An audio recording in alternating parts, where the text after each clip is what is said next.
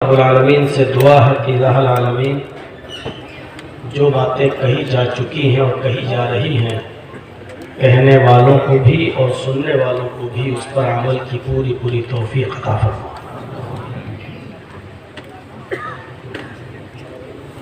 हमें और आपको इस बात पर कि अल्लाह रब्बुल आलमीन ने मज़हब इस्लाम की दौलत से हमें नवाजा है, इस नेमत पर हम अल्लाह का जितना भी शुक्र अदा करें वो कम है।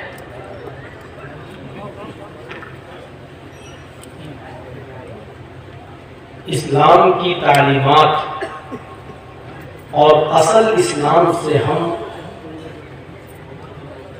अगरचे दूर हैं।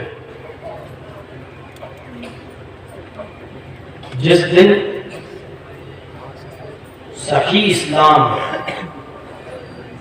और उसकी लज्जत हमें और आपको महसूस हो जाएगी, उस वक्त इंसान अपनी जान से ज़्यादा, अपने माल से ज़्यादा, अपनी औलाद से ज़्यादा इस इस्लाम को अजीज रखेगा।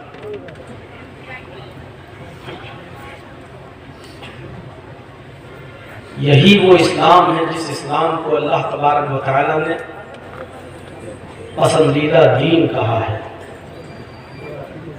यही वो इस्लाम है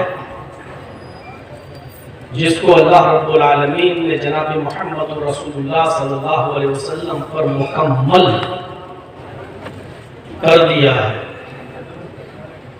यही वो इस्लाम है जिसको अल्लाह रब्बुल आलमीन ने कबूल किया है और ये फरमाया है कि जो इसको छोड़ेगा या कोई दूसरा दीन तलाश करेगा इस्लाम को छोड़कर, तो वो उसका दीन हम कबूल नहीं करेंगे।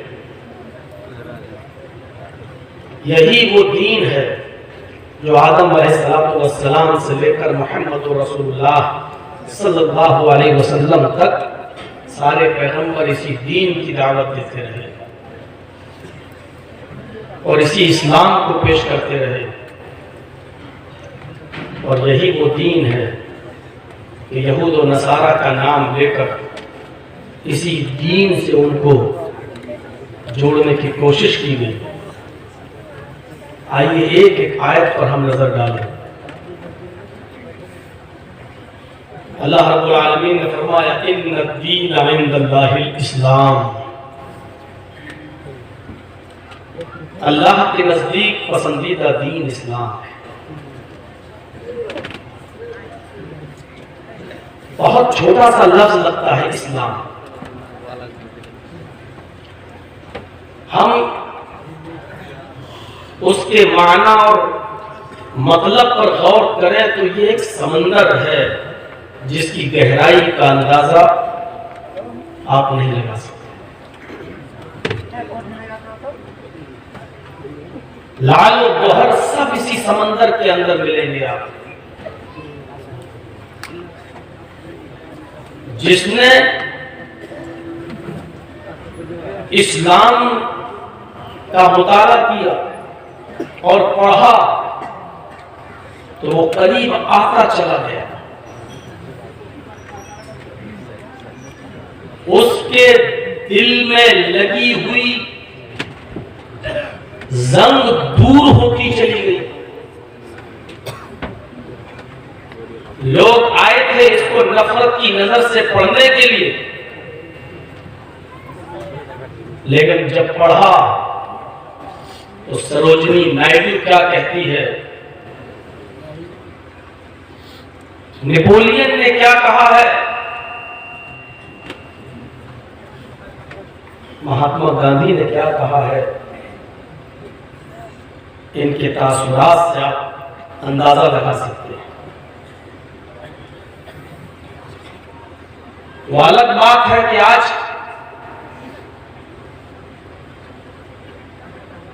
महात्मा गांधी और उनकी कुर्बानियों को भी नजरअंदाज करने की कोशिश की जा रही है। ये अलग बात है कि उनकी जगह पर सावरकर को बिठाने की कोशिश की जा रही है। ये अलग बात है कि इस भारत के अंदर महात्मा गांधी को गोली मारने वाले नाथूराम गौडसे और उसकी विचारधारा को फैलाने की कोशिश की जा रही है, लेकिन फिर भी इतनी आसानी के साथ वो महात्मा गांधी को भुलाया नहीं जा सकता। महात्मा गांधी ने कहा था कि अगर इस भारत के अंदर वो इस्लाम जिसकी शुआओं ने अरब को चमकाया था और वो इस्लाम जो जजीरतुल अरब से निकलकर दुनिया के चप्पे चप्पे में पहुंचा, वो ऐसे ही नहीं पहुंचा। वो अपनी खूबियों की बुनियाद पर, अपनी विशेषताओं की बुनियाद पर उसने लोगों के दिलों में अपनी जगह बनाई। अगर भारत के अंदर भी इस्लाम की शिक्षा और तालीम को नाफिज कर दिया जाए तो भारत में अमन, सुकून, चैन और शांति फैल जाएगी। ये महात्मा गांधी ने कहा। अल्लाह ने कहा इन्ना दीना इंदल्लाहिल इस्लाम, पसंदीदा दीन अल्लाह के नजदीक इस्लाम है। यही वो इस्लाम है जिसको मुकम्मल किया है। इसके अंदर कोई चीज बाकी नहीं रही। ऐसी कोई चीज कोई इसमें इंटर दाखिल कर ही नहीं सकता जो ये कह सके कि ये पहले इस्लाम के अंदर नहीं थी, हम इसके अंदर दाखिल कर रहे हैं और वो इस्लाम का एक हिस्सा है। अल-यौमा अकमलतु लकुम दीनकुम व अतममतु अलैकुम निअमती व रज़ीतु लकुमुल इस्लाम दीना। ऐ मोहम्मद सल्लल्लाहु अलैहि वसल्लम, आज मैंने तुम्हारे लिए तुम्हारे दीन को मुकम्मल कर दिया। आज मैंने तुम्हारे लिए तुम्हारे दीन को मुकम्मल कर दिया। वो अतममतु अलैकुम निअमती, और अपनी नेमतों का इत्माम कर दिया, अपनी नेमतें भी कंप्लीट कर दी। व रज़ीतु लकुमुल इस्लाम दीना, और आज मैं तुम्हारे इसी दीन इस्लाम से राजी और खुश हो गया। इसके पहले जुमले पर गौर कीजिए, अल-यौमा अकमलतु लकुम दीनकुम, आज मैंने तुम्हारे दीन को मुकम्मल कर दिया, कंप्लीट हो चुका इस्लाम। कोई ये कह ही नहीं सकता कि ये पहले इस्लाम में नहीं था, बाद में इसको दाखिल किया गया, अब ये इस्लाम है। इसका मतलब ये है कि नबी अकरम सल्लल्लाहु अलैहि वसल्लम ने हमें जो दीन दिया था वो मुकम्मल नहीं था, बाद में हुआ है। इस्लाम नबी के जमाने में ही मुकम्मल हो चुका था। दुनिया के और दूसरे धर्मों की स्टडी करेंगे आप, पढ़ेंगे आप, तो आपको पता चलेगा दुनिया में और जो मजहब हैं, जो धर्म हैं, वो इज्म है, मजहब नहीं है। मजहब में और इज्म में फर्क होता है। मजहब उसको कहते हैं कि जिसके अंदर बाउंड्री हो, जिसके अंदर बाउंडेशन हो, और इज्म उसको कहते हैं कि जिसके अंदर कोई बाउंडेशन ना हो।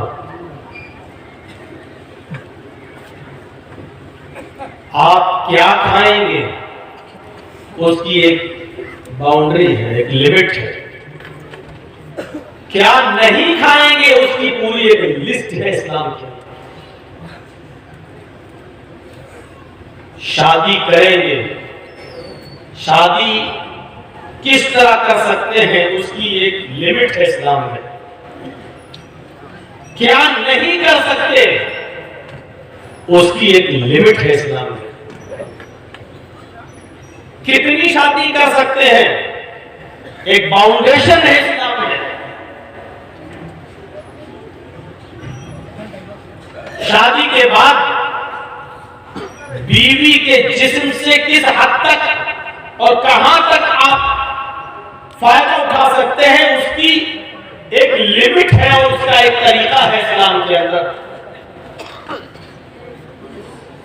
आपके पास दौलत और पैसा है तो आप पर ज़कात है, तो कितनी ज़कात है उसकी एक लिमिट है इस्लाम के अंदर। भेड़ और बकरियां कितनी हैं और कितनी भेड़ों बकरियों पर कितनी ज़कात बनती है, उसकी एक लिमिट है इस्लाम के अंदर। आसमानी बारिश से आपके खेतों में अनाज पैदा होता है तो उस पर कितनी ज़कात, बारिश नहीं हुई, सरकारी पानी और सरकारी ट्यूब से हमने पानी खेतों में दिया है, उससे जो अनाज पैदा हुआ है उस पर कितनी ज़कात है इस्लाम के अंदर। आपके पास 5-6 तालाब है, उस तालाब में मछलियां पल रही हैं, कितनी मछलियों पर कितनी ज़कात है। ये सारी चीजों की एक लिमिट है इस्लाम के अंदर, एक बाउंड्री है इस्लाम के अंदर। दूसरे मजहब खाली है तमाम चीजों से, इसलिए वो इज्म है, इस्लाम एक मजहब है। वो आपको बताता है कि आप कैसे चलें, वो आपको बताता है कि आप कैसे सोएं, वो आपको बताता है कि माँ बाप के साथ आपका तरीका रहन सहन क्या होना चाहिए, वो आपको बताता है कि पड़ोसियों के साथ आपका हुस्न सुलूक कैसा होना चाहिए, वो आपको बताता है कि गैर मुस्लिमों के हुकूक हैं, वो आपको बताता है कि आप जिस जानवर की सवारी करते हैं, ये टांगा चलाते हैं, तो उस घोड़े पर, उस ऊंट पर, उस सवारी के ऊपर कितना बोझ लाद सकते हैं और कितना बोझ नहीं लाद सकते हैं। ये इस्लाम एक ऐसा मजहब है जो एक एक चीज की वजाहत करता है और उसकी एक बाउंड्री मुतय्यन करता है और ये कहता फला तातदूहा, खबरदार इस्लाम के हुदूद से निकलने की कोशिश मत करना, इसी हुदूद की पाबंदी करना, इसी कैद के अंदर रहना, इसी बाउंड्री के अंदर रहना। फला तातदूहा, याद रखना इस बाउंड्री को क्रॉस मत करना। ये है इस्लाम, मुकम्मल कर दिया। अभी तक हमारी सेकंड नहीं बन गई है, तंग आ गया हूं तुम लोगों से। हर चीज का एक सिस्टम होता है। अपनी जगह पर बैठे तकरीरें सुन रहा था, शोर हो रहा था, बोला जा रहा था कि हाँ आ रहे हैं जगजी साहब। कमेटी वालों, तुम जलसा कराते हो, पब्लिक के कहने पर तुम चलोगे, आवाम की फरमाइश तुम पूरी करोगे, इस तरीके से जलसे होते हैं। आपका एक सिस्टम होना चाहिए, एक मुतय्यन होना चाहिए। इस आलिम को इतने बजे लाना है और इतने बजे उसको खत्म करना है।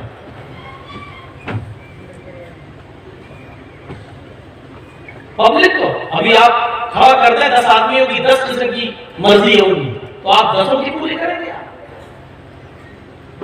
मैंने आते ही कह दिया था कि कोई चैनल, कोई यूट्यूब चैनल नहीं लगना चाहिए।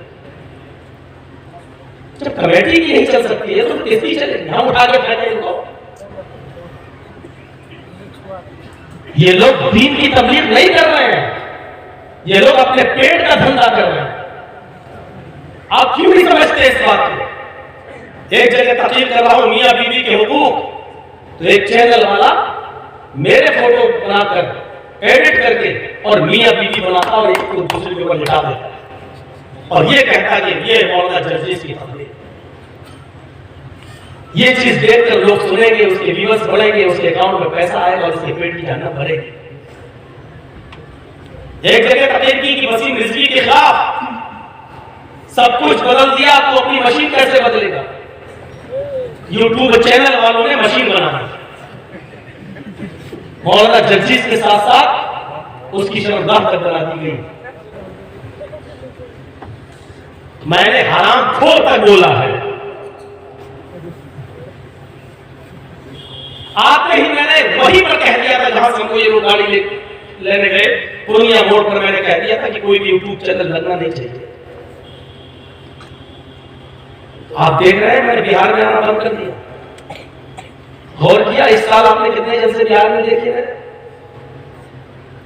सिवाय चाबी के और इस जगह के बता दीजिए कोई बिहार में जलसा देखा हो जनवरी में, फरवरी में, मार्च में आपने देखा? क्यों बंद किया मैंने? नहीं दे रहा हूं बिहार में कोई जलसा, नहीं दे रहा हूं झारखंड में कोई जलसा। मैं आपकी चलती रही है यूट्यूब चैनल वालों पर, और इन लोगों के हरामी पने से, मैं फिर जुमला बोल रहा हूं, इन लोगों के सुअर पने से हमारी बदनामी हो रही। ये अपनी हरकतों से बाज नहीं आ सकते हैं। एक चैनल वाले ने तकरीर हमारी सिर्फ औरत ही सुन सकती है, और उसमें एक नंगी औरत लगा दी, पूरा पैर थोड़ा यहां तक खुला हुआ है, यहां तक, और मेरे फोटो के साथ उसको एडिट किया गया है। ये इस्लाम फैला है। बंद करिए, ये इस्लाम के नाम पर नौटंकी हो रही है। नीमा वालों, बहुत होशियारी और गौर से सुन लो। आज तो मैं बोल रहा हूं, आइंदा अगर आपके जलसे में मेरी तकलीफ हुई और यूट्यूब चैनल वाले आए तो वही संभालना, मैं नहीं आऊंगा। साफ तौर पर मैं कहता हूं, मुझे बुलाओ की बात नहीं, जरूरत है मुझे ऐसे जलसे हो जाने। अब तो हो गया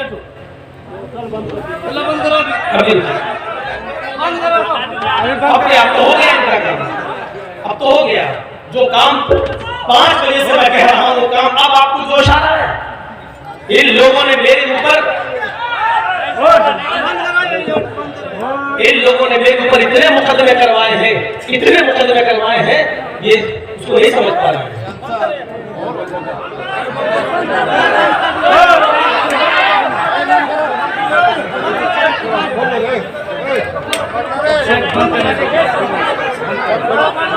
आदत छूटे गए, आदत छूटे गए। बोलिए सब हटा दीजिए, हटा नहीं, कैसे हो रहा था?